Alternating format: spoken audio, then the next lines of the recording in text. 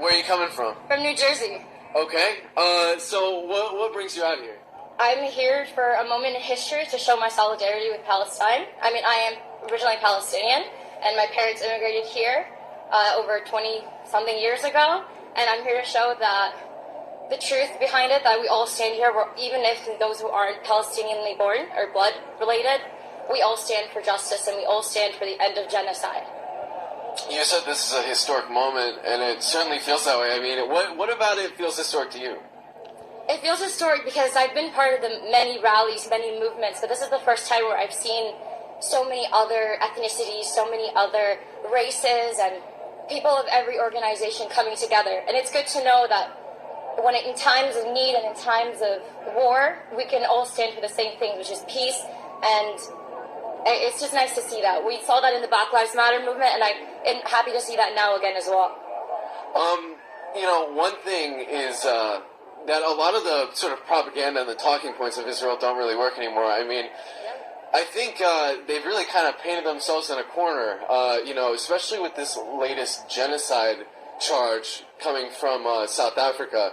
Israel has tried to they've tried to write it off as, like, anti-Semitic blood libel, but they're kind of alone in this, and, you know, it's only really the U.S. and UK and a few other Western powers supporting Israel, but it seems like the rest of the world is for Palestine, no?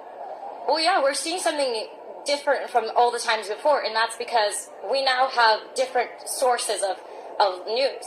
We have different people, like actual civilians, that are able to take a video on their phone, post it, and we don't rely only on broadcasting stations that are, well, to sadly say, funded by congressmen and, you know, people that have stocks in oils and guns and things like that, and that thrive under war.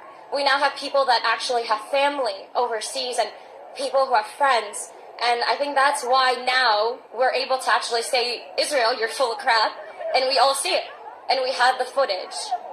Yes, yeah, we have the footage, and it feels a little crazy that this is even up for debate. I mean, we watch this genocide happen every single day, and people debate whether or not it's happening. It's like, this is happening in front of our eyes.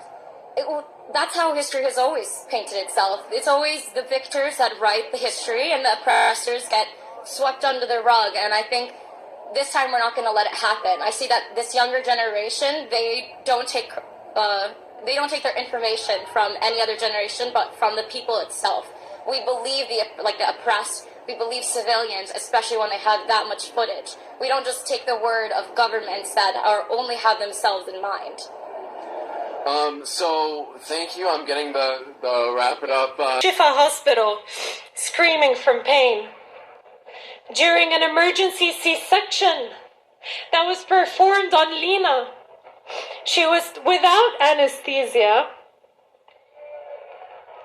Lena had discovered that her long-awaited 6-month-old fetus son, that Ahmed never got to see, was killed as the result of the injuries that she has sustained from the blast.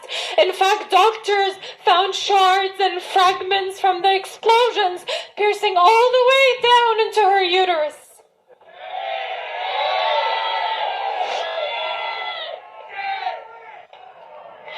Under the rubble. The Israeli airstrike on the building in the safe zone. Since we have absolutely no way to connect with our families in the north. They were all buried